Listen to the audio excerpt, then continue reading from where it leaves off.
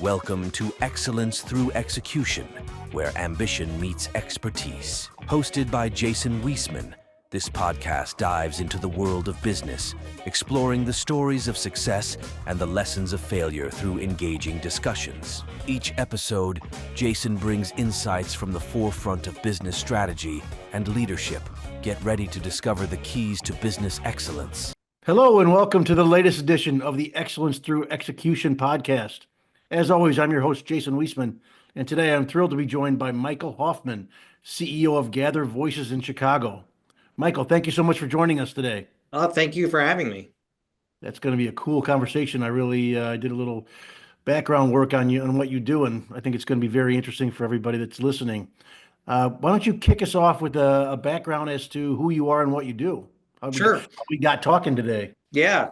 So I'm Michael Hoffman. I'm the CEO, co-founder at Gather Voices, and we're a software company that makes it easy for companies of any type, really, to collect video content from their customers, employees, members, donors, fans, anyone, really. And so what our software does is it lets the company create a request for video, and that then the company can send that to a customer or have it integrated into some workflow like a purchase funnel. And when that person clicks on the link, the software coaches them through making the video that the company wants on their own device. So it checks their lighting and sound, it gives them time limits and talking points, it has them sign the legal release on their phone or their webcam, and then immediately sends the video back to the company, where a non-video expert can, with a few clicks or automated, add branding, captions, a call to action, publish to social media without having to know anything about video editing or production. Wow. So if I want somebody to give me a testimonial, that's what I'll use that for? That's exactly right. You could send somebody a link, they click on it, and the software is like, do this, do this. Because if you just say, hey, make me a video, people are like, what do you mean? What do you want me to say? How do I do it? How do I get you the video? It's not going to look good. All of those things we fix. And then on the back end, we enable someone, that's not a video editor to be able to turn it into a vertical video or add their brand to it or add a call to action or publish it to social with a click without having to be an expert in any of those things. So it's really about more authentic video because it's real people telling their stories, which is what works today, and doing it quicker, easier, cheaper than sort of traditional video production. Well, yeah, then sending out a crew or, yeah.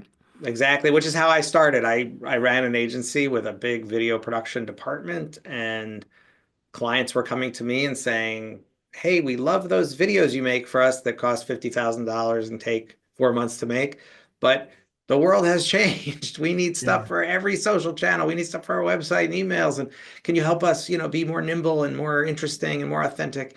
And I tried everything to scale traditional video production and the sort of traditional way that, camera crews and editors and all that stuff. And it just does not scale. Yeah. And so, the aha moment for me was when I heard about the first feature film, first movie shot on an iPhone. Sure. And I thought, wow, everybody we want on video is walking around with really good cameras in their pockets and on their webcams. Why can't we get content, easier?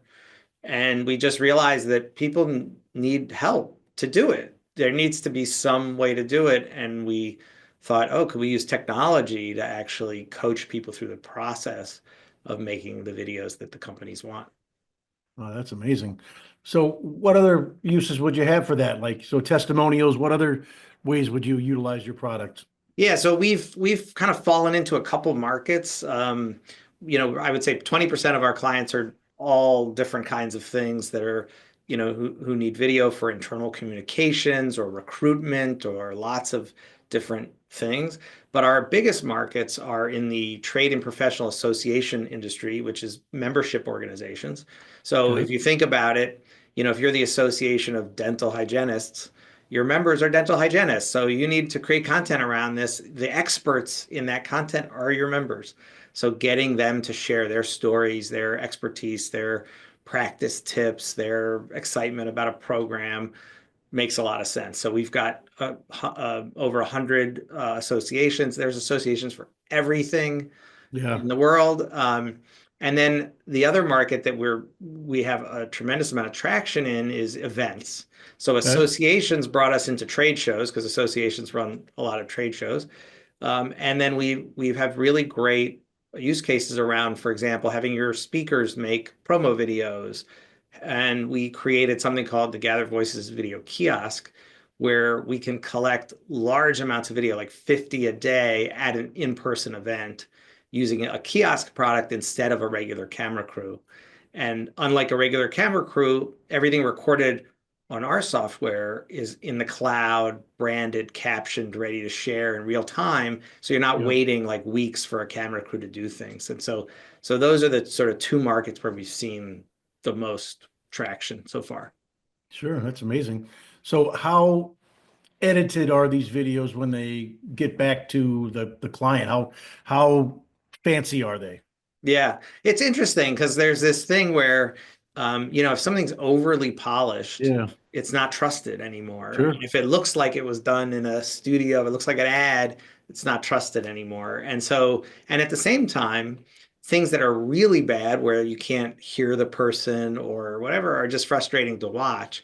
And we really try to be right in the middle there, in that sweet spot where it still feels like user-generated content. It feels authentic, Yeah. but it's actually, there's some consistency to it, that the person's actually framed in the shot and that the sound is okay and things like that. And so some of that is done through the coaching of the user, and some of that is done in post-production. Now, AI has really made it possible for us to do things that were really hard to do. So, for example, we can collect content in a really noisy trade show floor and then use an AI tool that we built called Quiet Zone, where we can strip out all the background noise and it sounds Wow. almost like it was in a studio, and it's Wow. super loud around the person. So some of it's about coaching them in the moment, and some of it's about, hey, we can actually fix these things in an automated way that Both. would have Okay. been expensive and complicated before. So when I get a video from one of your clients that wants me to do some video, how much of the coaching is there? What, I have, of course, have a nice microphone, but a lot of people don't, or I have a nice camera, but a lot of people don't. How do you get around those issues? Well, I think that the biggest thing is that the quality of even the most standard camera today is a million times better than it was 10 years ago, or Yeah. certainly 20 years ago, right? It's really good. And so that's not usually an issue. I think the biggest issue is the user. I'm sure you've been, on a call where somebody's like this, and you just see the top of their head, right? Just yesterday. And so what our software does is it's actually detecting those things. And so if it doesn't see me, it'll say, wait, where are you? We can't see you. Maybe you're not in the shot. And sometimes people just are not paying attention to those Yeah. things. And Yeah. so we call it gentle coaching, because we're not forcing them, but we're stopping them, making sure they pay attention. So if it was loud in here, and I was recording, I'd get something that says, hey, it seems kind of loud in there. Maybe you want to move to a quiet place. Or, hey, maybe you're backlit and we can't see your face as well as we should be able to. And so we have those checks. Or a common one is their microphone isn't even working. It's not quite plugged in or something like that. And it's like, sound check, we can't hear you. So, we don't want you to think you made a video and then we get Yeah. something about the sound. So those are things that we can do in the moment, in the coaching and the recording. But this isn't a live person talking to that person, right? It's just like a recording of the coaching. That's right. It's just software. So the Yeah. software is doing the coaching. The software is not a person. It's completely scalable because our clients are sending these video requests out to hundreds or thousands of people to make videos. And Sure. everybody can go through this experience where it's really the software that's coaching the person. And, the future of this is that now with AI, we can make it even more so that, I mean, these are things we're working on that we haven't released yet, but the idea would be, hey, the software could actually ask a thoughtful follow-up question, Yeah. and says, "Oh, that was interesting. Tell me a little more about this," and that could be done at scale is pretty exciting, I think, in terms of what's possible for us to collect. But if you look at Instagram, you look at TikTok, you look at what people are doing out there and where they're spending their time, it's not on overly polished, professional videos, and it's not on made up AI videos either. It's on real people telling real stories. And I Yeah. think that's the future of marketing, I think, is about, every organization that's has any excitement or interest or customers has stories from those customers and stuff. And I think our job as marketers, more than anything, is to just find those interesting stories and amplify them. And so not to make stuff up, not to be clever. It's interesting, I think, of like on television commercials now, like the most creative commercials are these insurance companies because it's just a commodity. Is there a difference between Liberty Mutual and Farmers and Allstate? It's all like it's completely commoditized. Nobody cares. And Yeah. and so they're creating so much money, billions and billions of dollars to create these characters and these brands and these things, around something that has absolutely zero soul or something that's interesting. And I Yeah. think most of our companies, when I think about our clients who are associations or nonprofits, they've got great stories, like they're in such a better position to be storytellers than those companies that have to spend billions of dollars, being clever. Because I don't think most of us do. I think most of it, it's like, hey, your customers are really interesting. Like the reason Yeah. they found you or the reason they did something or and like with your work, coaching, the experience that somebody has, the worry that they had about was this going to be valuable, and then how they broke through something and created something meaningful. Like you can't make that up. Like No. those are great stories. Yeah. No, I'm thinking I just need to use your product to get some testimonials already, but that's awesome. Yeah, it's so cool that the things that you can do. Man, I'm very impressed with what you do. That's quite an idea. And you talk about something that's applicable. What inspired you to, start your own business, do your own thing? It looks like you've had kind of a mixed background of some corporate work, some nonprofit, but like, what inspired you to say, you know what, I want to do my own thing? Yeah. It started, I was pretty young. I was in law school.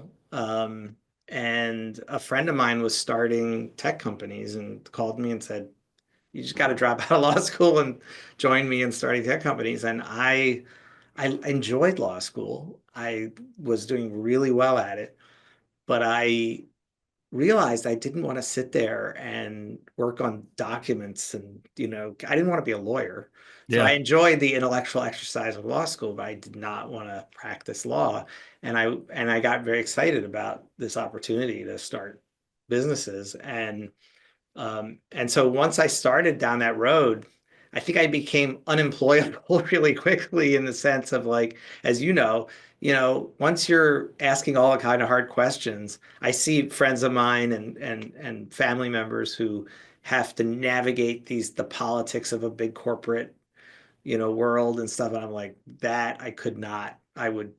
I'd be Never. gone in a minute, Yeah. so I think I realized that early on, and I really just got the bug. I always think about, you know, stuff that, hey, could this work better? Is this interesting? What kind of problems are people having, and what are some of the solutions to those problems? And um, so, I I think maybe I have a little ADHD, which is I think a Do we common thing all? we see in entrepreneurs, and in a way is a superpower in its own, Yep. and not something to be thought of as negative, but really gets you going and rolling. So once I did that, I when I was a little burned out from the sort of venture capital world and all that stuff, is when I started an agency, C3 Communications. I um, people started to call me and said, "Hey, you know about this tech stuff. Can you help us with our website? Can you help us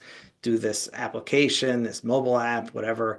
And I realized, oh, I know how to do those things. I do. I know how to manage those things, right? So I'm not a coder, but I've had enough situations where I've been responsible for creating those things that I was like, oh, I know what questions to ask. I know how to get the right outcome. I know how to find the right people. I know how to build the right team. And so that's what I started to do. So I built up this agency, and we gravitated toward the world of social good and nonprofits, and did a lot of work for big nonprofits like Make-A-Wish and the Alzheimer's Association and St. Jude Children's Hospital, things like that, as well as corporate social responsibility, which used to be a thing, I guess. I don't know. Yeah. Um, and it was great, and until I had those clients saying to me that we weren't solving their core challenge in communications, which was video has been eating the internet for the last 15 years, Yeah. and the skill set to do that is still really lacking in many organizations. And so I think there's just a big gap that we saw, and I definitely needed to scratch that entrepreneurial itch again, and which got me back in the software. Sure. Well, so you've been, running companies for quite a while now in different organizations. What are some common misconceptions that people have about running a business, about being the boss, besides the fact that you're a millionaire? Oh, well, I mean, I think that hopefully people don't think that it's just easy, to do. It's not. And it's hard. I think if you listen to interviews with many really successful entrepreneurs, they all had these near death moments in terms of their businesses, like all of them. It's like we were out of money. I had to use my credit cards. I heard an interview that was done maybe a year ago with the person who founded Webflow, which is a big, no code web solution. And Hmm. he like sold his wife's car. I mean, they were down to like zero. And Yeah. that is incredibly stressful because while it worked out for him, it doesn't work out for everyone, right? Yeah. And so I think that's one thing. There's a kind of a loneliness to it in the sense that you got to hold on to that stuff and you can't push that stuff on your people. And that's mistakes I've made early on, where somebody comes and says, I need a raise. And I'm like, you don't know how stressful this is, like they don't have to know and they don't have to Yeah. care. And that's not Yeah. my job. And that was not a good way to manage, right? I needed to hold on to my own stress and think of it from the point of view of that person and say, what do they need and what makes sense for them? And it doesn't mean you say yes to everything, but Yeah. it just means you have to be in that lonely space a bit. And I think that's where good coaches become really valuable too, because you don't have people to talk to run things by, right? And you don't Yeah. want to sound like you don't know what you're doing, even when you feel like you don't know what you're doing a lot of the time, right? And so I think those are some of the things that I think about when Yeah. thinking about my journey. All true things. So we kind of talked about how we got here and your journey. Can you offer us a glimpse into some of your future plans and some of the goals for your organization? Sure, yeah, we're looking at how can we apply what we do, which is video, Yeah. to some more specific problems. And I think one of the mistakes that I made early on in this company was, something that was very broad based. Video can be used by anybody, as you mentioned, testimonials for your business or whatever. But when you sell to everyone, you're kind of selling to no one, right? You don't you and I think one of the best pieces of advice that is out there for people doing startups and entrepreneurs is fall in love with the problem. Don't fall in love with your product. Yeah. And what that's about is like a lot of times, especially in tech, people love whatever they built. And it's like, look at what I built, buy what I built. And it's like people, that's not what they're interested in. They're interested in they have a problem. How do you solve that problem? Yeah. And what I've noticed is, while our tool might solve 70% of this problem, the person wants to solve the whole problem, you know? And so for a long time, I said, well, we're doing video and this problem requires video and email or something, right? Yeah. And we're like, we don't want to do email. We're just doing video. And it's like, that's the wrong way to think about it. The right way to think about it is, what am I solving and how do I make it easy to solve that? And not to be in love with your category or the tool you built or anything like that.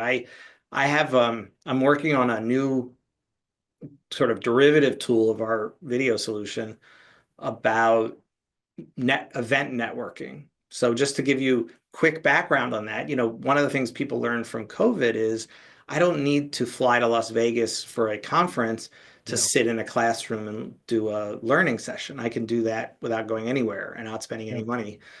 That's what people learn. So they still want to go to that conference in Vegas, but what they want out of it is meeting human beings and having networking and connecting to people. And events have been stuck forever in this idea. I call it alcohol and extroverts. It's like, we're going to have a cocktail party and we're going to push alcohol and we're going to put people in a room. We're going to hope that they talk to each other and network, Yeah. So what's happening now in the event industry is, people are coming and saying, hey, we want to be a little more deliberate about how we get people to connect and meet people. And so one Yeah. of the things I realized was, we have a way to solve that with our tools, which is pre-event. So you register for this event. We ask you to do a 1-minute introduction. Hey, I'm Yeah. Michael. I'm in Chicago. I'm excited about this conference for these reasons. Here's the things I'm working on. And then we're building a tool to match people together in like pods. So I can, imagine you get a little gallery, a little video gallery a couple days before you go to the thing, and it says, here's 5 people we think you should meet. And you see their video, you learn who they are, what they're interested in. And then when you walk into that event, oh, I recognize this person. I recognize that person. I'm going to go talk to them. And so the idea is to move people closer, to be able to have actually meaningful conversations, because they have a familiarity with each other in advance. Yeah. So It's that's, almost like them when you show up. yeah, so that's an example of, taking this sort of generic tool, which is about video, and applying it to something really specific and saying, how do we build a workflow that is focused on that specific challenge? Well, that would be great. That gets rid of the first 10 to 20 minutes of that uncomfortable time in those meetings when you're trying to scarf down a couple beers to get Yeah, and there's a lot of introverts, yeah. out there who just they're just not the people, and they're kind of like, it's super awkward to stand in those rooms. But if you And recognize a couple people and you know a little bit about them, then yeah, it totally breaks the ice, right? Somebody's going to come up to you and go, oh, I saw your video. yeah, that's very cool. Well, Michael, this has been great. Check him out at gathervoices.co. Let me get you out of here on this. Take yourself. You kind of just gave a little advice. Love the problem. What other advice would you offer to aspiring entrepreneurs as they start their own gigs? I think one is also about raising money. So, I've raised money from prominent Silicon Valley investors and stuff. And I think sometimes that feels like its own victory, and it's not. Yeah, It is a terrible dead end for many, many companies, because sure. when you raise other people's money, you are putting a valuation on your company and an expectation around its growth potential and speed that might not work for what you're trying to build. And if it doesn't Yeah, work, you're stuck. You've kind of closed the door on possible outcomes for yourself because of what you've done to your cap table and the money you've taken. So sure. I think, that's another thing is, we're in a world where you have these AI things you can use. You have no code platforms. You have people that are doing gig work. So my big advice would be as lean as you can be to get to some traction. Yeah, And then you can decide, hey, which way do I go? Do I bootstrap this? Is this something you can grow so fast? It can be $1 billion company. If it really could be $1 billion company, that's when you go raise money. But yeah, if it's going to be more of a lifestyle company, which is not a bad thing, no, then be careful with that. but just keep it lean, I think is the biggest thing that I would say. I'd love to hear it. Well, thank you, Michael. This has been great. Really appreciate your time. It was great meeting you and hearing your story.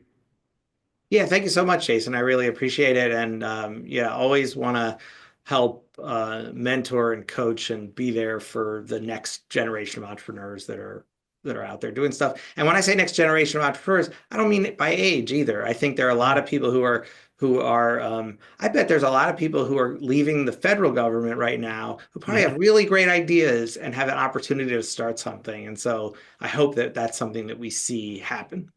That'd be great. That would be great. Well, thank you, everybody. That wraps up this episode of Excellence Through Execution. I appreciate you joining us. I look forward to seeing you in our next episode.